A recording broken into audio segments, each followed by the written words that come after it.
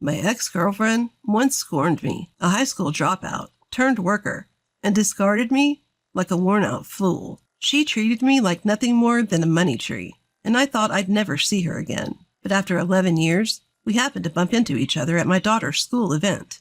Sheesh, I guess your wife suits you well, given you're a dropout and all. She dresses so shabby. Could you keep your child away from mine? I'm worried your stupidity might rub off on my daughter. She hurled insults not only at me, but at my wife and daughter as well. My husband is a CEO. Unlike you, he's always too busy. Can't compare to your low-income lifestyle, huh? My smug ex, however, turned deathly pale at her husband's shocking behavior. My name is Liam Peterson. Today, I'm moving back to my hometown from New York with my wife and daughter. Has it really been 11 years? This feels nostalgic. After a few hours from New York, we arrived at our new home. I hadn't been back to my hometown since I was 25, and seeing the unchanged townscape made me feel nostalgic. Dad, this house is beautiful.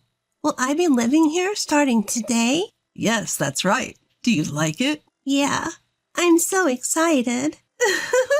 I remember you couldn't sleep because you were so excited last night. The child whose eyes sparkled in front of the new house was my daughter, Harper. Beside her, my wife looked at Harper with a gentle smile. My kind wife and my lively, cheerful daughter, Harper.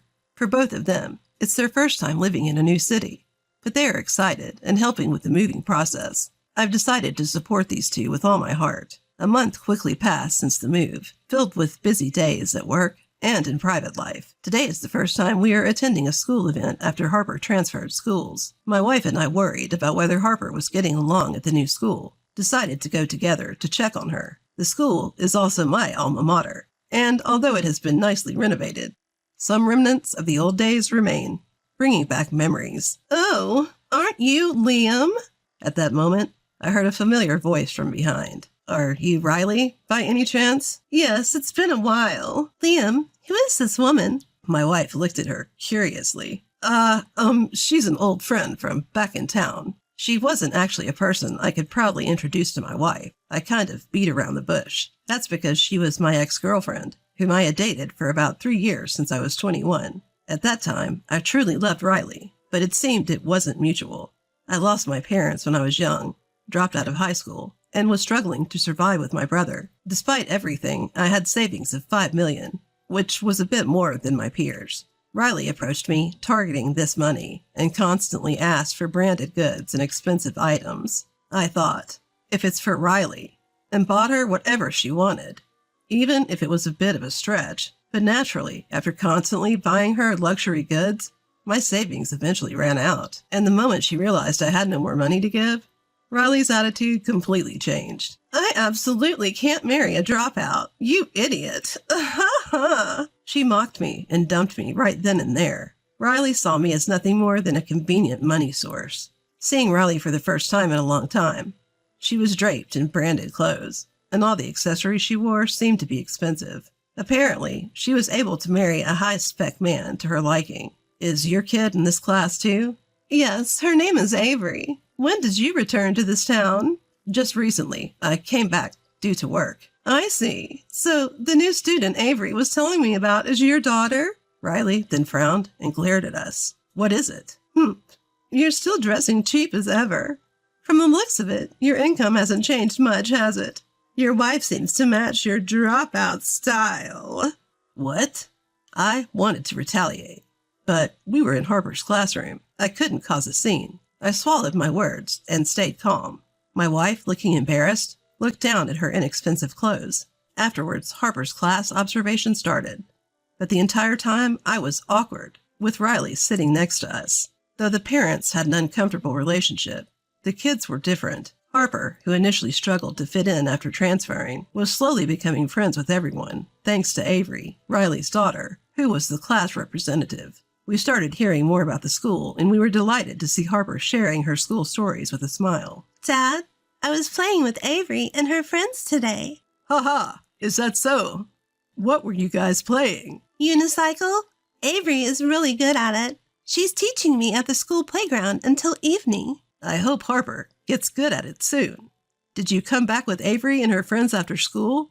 No, Avery's mom came to pick her up, so she left before us. I see. It would be nice if you could come back together tomorrow. According to Harper, Avery is good at both academics and sports. Better than other kids. Harper admires Avery. Avery seems to be a straightforward kid, despite her mother. She must take after her father.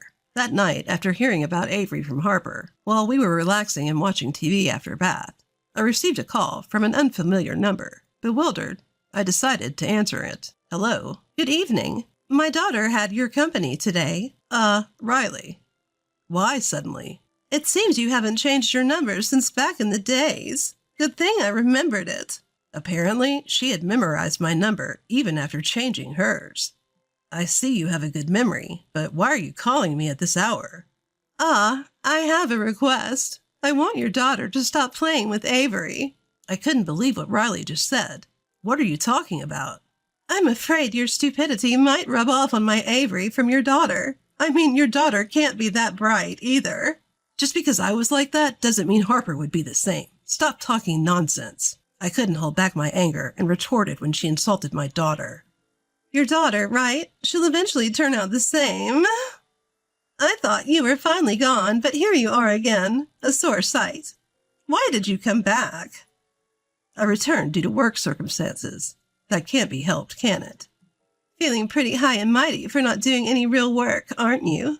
Too incompetent that you ended up this far flung, right? Apparently her prejudice against me hasn't changed since back in the day. Riley continued to hurl abuse at Harper and me, based on her groundless delusions. Unlike you, my husband is a CEO and makes $20 million a year. We're in a completely different league compared to your family. Please be aware of your standing, and don't let your foolish daughter get too close to Avery. Without waiting for my response, she ended the call abruptly. What happened, honey? It's nothing. Don't worry about it. Upon hearing my confrontational tone, my wife looked at me with concern. To spare her any unnecessary worry, I decided to keep the details of the call to myself. The next day, concerned about Harper after yesterday's call, I decided to pick her up from school after work. Looking across the schoolyard, amidst other kids playing cheerfully on the playground equipment, including Avery, I spotted Harper playing alone in a secluded area. Harper, I've come to pick you up. Let's go home together today. Dad, did you finish work early today? Yeah, but why are you playing alone over here?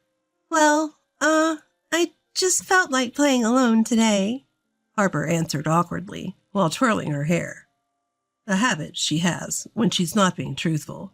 Did that woman tell Avery not to play with Harper? Ever since yesterday's call, negative thoughts have been racing through my mind. On our way home in the car, I casually asked Harper, "Hey Harper, how's school going? Having fun?" Yeah, it's fun." That's good to hear. Despite her words, Harper's reply lacked energy, and she looked quite lonely. At this rate, Harper could end up isolated. I decided to prepare my wife for the worst and tell her about yesterday's call and Harper's situation today. Even though she'd been aware, my wife was shocked to hear the news and was worried about Harper, who had been excluded, yet pretended everything was all right. We decided to change the situation somehow and consulted Harper's teacher. However, nothing seemed particularly amiss in front of the teacher, and we were simply told, "I'll keep an eye on it." But day by day, Harper seemed to be losing her cheer. I wondered if there was a way to give her an opportunity for change. That's when I remembered the parent-child camp, organized by the school, that was taking place next weekend. Although it was school organized, it wasn't mandatory to attend, and due to my work schedule, we hadn't planned on participating. Hey, Harper, how about we join the parent-child camp next week? But you don't have to work? I think I can work it out, so I thought it might be nice to go camping together. What do you think? Yes, I want to go. Harper smiled joyfully. It felt like I hadn't seen that smile in a while. From then on, I worked overtime to clear my work, contacted the relevant parties, and somehow managed to free up some time for the camp. Finally, the day of the parent-child camp arrived. The venue was bustling, and we saw parents and children happily chatting together in groups of mothers engrossed in conversation. Among them, we also saw Riley, chatting with familiar moms beside Avery. Deciding to build friendly ties, we approached other parents at the event. "Hello, our daughter Harper is always talking about your children." I greeted a woman who seemed to be the mother of one of Harper's friends. But after briefly nodding at me, she quickly left without a word. Huh? My wife was also trying to engage with others. But just like with me, people quickly exited our conversation. Before we knew it, we were isolated. Suddenly, a chuckle reached our ears. We turned and found Riley smirking at us. The same people who had walked away were now gathering around Riley, sneaking glances our way. Damn, was this her doing? I was furious at Riley's subtle bullying. But this was a special family camp. We couldn't let it ruin our day. "Harper, let's start our activities. What are we making again?" Dad, weren't you listening? We're making barbecue. First, we need to start the fire. "That's right. Good job. Harper, I'll go grab the materials." In my haste to get everything ready, I saw my wife and Harper laughing. Their laughter eased my worries. I'm glad you laughed. Despite the isolation, I tried my best to make sure they had fun. As the sky began to turn the color of the setting sun, we finally enjoyed our barbecue. It was refreshing and delicious to enjoy a meal we had all made together. You all seem so close. How lovely. Just then, as if on cue, Riley showed up to disrupt our peaceful moment. "What do you want?" Oh, nothing. Just admiring how leisurely unemployed people seem to be. Lucky Harper, getting to camp because of her low-income daddy. Riley's mocking was loud enough for everyone to hear. The other parents followed Riley's lead and started laughing too. The situation was unbearable. My wife clenched her jaw in frustration, while Harper looked down, on the verge of tears. "Riley, I took a day off to be here. Can you please leave us alone?" I bet your boss is thrilled to have an incompetent worker like you take the day off. You know my husband is a CEO. He's busy every single day. Surrounded by supportive parents, Riley continued to belittle us. Just then, a man walked in from the entrance of the campsite. "Sorry I'm late." Daddy! Dear, is everything okay with your work? It seemed Riley's husband had finally arrived. "Yeah, I finished it up a little early today. Is Avery having a good time?" Of course, I've been having a lovely chat with the other moms, too. Riley stood next to her husband, showing off her successful spouse to everyone. Basking in the admiration of the other parents, Riley seemed quite pleased. Her husband engaged with the crowd for a while, but then seemed to notice us off in the distance. Riley, who's that family over there?" Ah, the new folks in town. Look at that man over there, not working from the morning like the rest of us. It's such a shame to watch. And you're so much better than him." "Hold on a second. That man is—" Riley's husband hastily approached me. "Indeed, if it isn't Mr. Peterson, the company president. It's been a while. I never thought we'd meet here. Huh, you know me." Seeing her husband hurriedly greet me, Riley could hardly hide her bewilderment. "Riley, why don't you greet him too? This man is the president of an important client company. They're developing drones." This guy is a company president? Riley looked at me with disbelief. "Yes, I am the president of a drone development company. My wife is the vice president. Originally, it was a small startup with just a few employees, but now, thanks to our efforts, it has grown to rank among the top 10 fastest growing companies across the country." Riley's husband's company, which is making notable progress in agriculture, logistics, and research by utilizing drones, has come to rely heavily on the drones my company produces. By the way, Mr. Peterson, why are you in this town? I thought you were residing in New York. The local politician asked me to create a new industry here, to bring life back to the town and make it more youth-friendly. I'm originally from here and have always loved this town, so I was moved by the politician's passionate request. Is that so? That's very like you, Mr. Peterson. No, I'm flattered. As she listened to our conversation, Riley turned pale beside her husband. "Riley, are you all right?" Her husband showed concern for Riley's ashen complexion. No, it's nothing really. Mom, you were being mean to Harper and Harper's mom and dad just now. Avery! Despite her daughter's attempts to hide the truth, Avery inadvertently revealed what had happened. What? What's going on? Avery, can you explain further? It's nothing really. We were just talking. I'm asking Avery, not you. So, what happened? Mom told me before. She said I couldn't play with Harper. I wanted to be friends with Harper, but she got mad at me and told me I'd be in trouble if I did.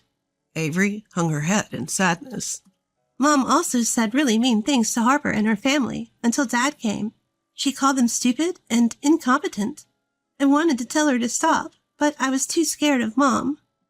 Riley, what have you said to Mr. Peterson and his family? Hearing Avery's story, Riley's husband reprimanded her with a pale face. I'm sorry. I didn't know it was like this.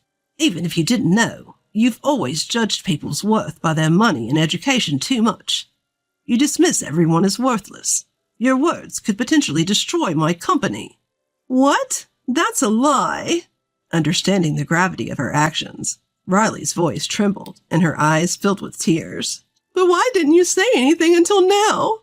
You could have talked back at any point. Unable to comprehend, Riley questioned me with a puzzled look on her face.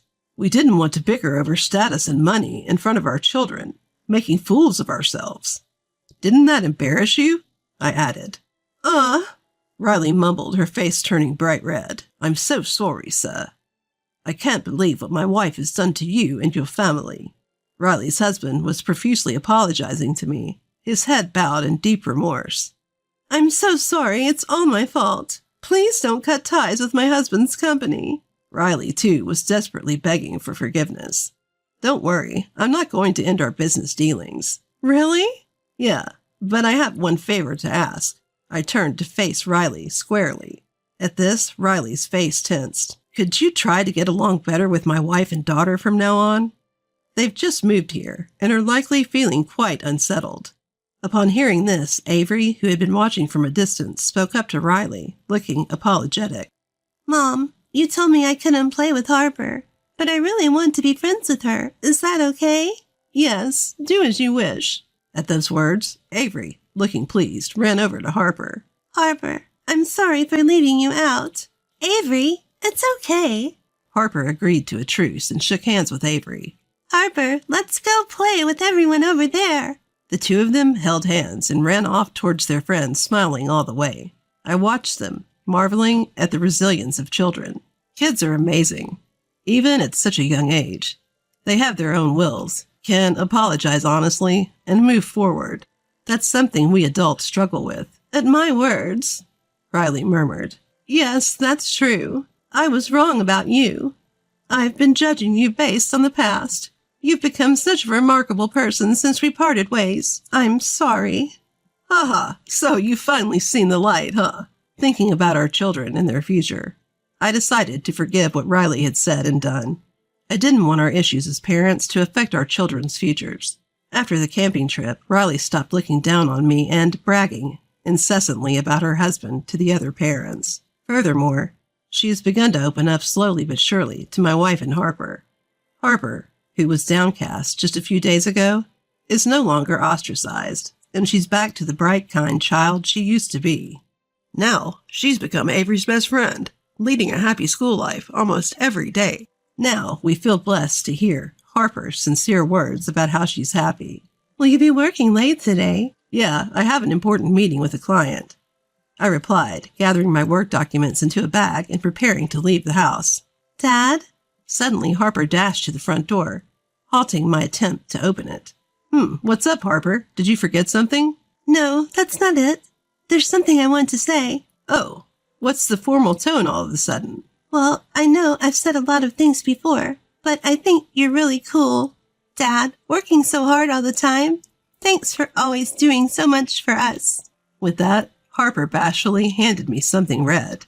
Is this a good luck charm? Yeah, Avery and I made it together at her house yesterday. It's to wish you joy as you work hard every day. There were some tricky parts, but Avery's mom helped a bit. I see. Thanks, Harper. I'll treasure it. I carefully stowed the slightly awkward charm in my bag. Well then, I'm off. Okay, take care. With a smile on my lips, I cheerfully opened the front door to start another day.